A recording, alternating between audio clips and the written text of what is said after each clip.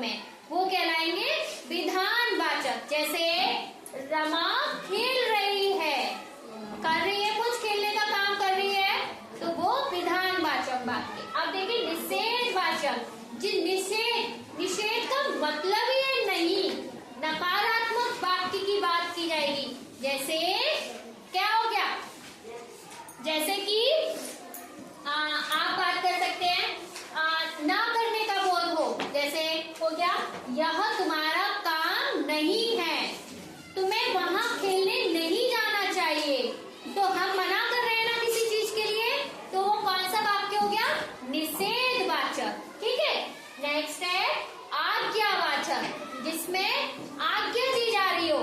जैसे आज्ञा, कैसे आज्ञा दी जा रही हो, या उपदेश दिया जा रहा हो, या अनुमति की बात की जाए, यानी कि तुम अंदर आ जाओ, है ना, तुम पानी पीने चले जाओ।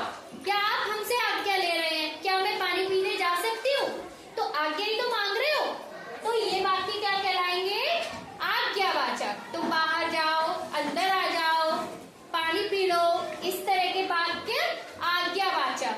नेक्स्ट है विस्मयवाचक। विस्मयवाचक वाक्यों को विस्मयादि बोधक भी बोल सकते हैं, विस्मयादि बोधक वाक्य।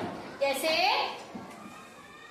विस्मय, हर्ष, क्रोध, घृणा, इनके भाव आए।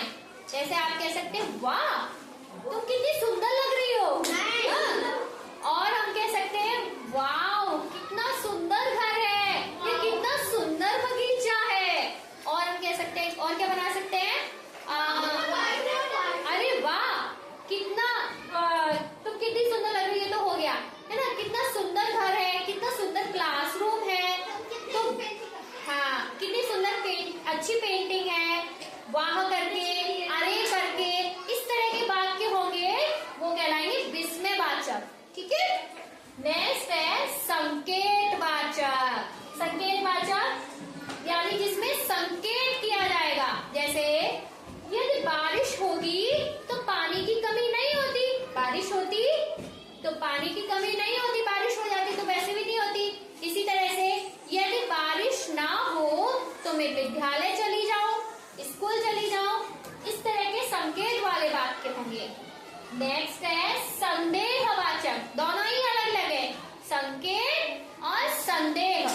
जैसे जिस संदेहवाचक वाक्य में संभावना भी व्यक्त की जाएगी, जैसे कि शायद आज बारिश होगी, तो मैं शायद लगा रही हूँ ना, जरूरी नहीं है बारिश हो, लेकिन मैंने मौसम को देख के ऐसे बोल दिया शायद आज बारिश होगी, तो इस तरह के वाक्य कौन से कहलाएंगे, संदेहवाचक।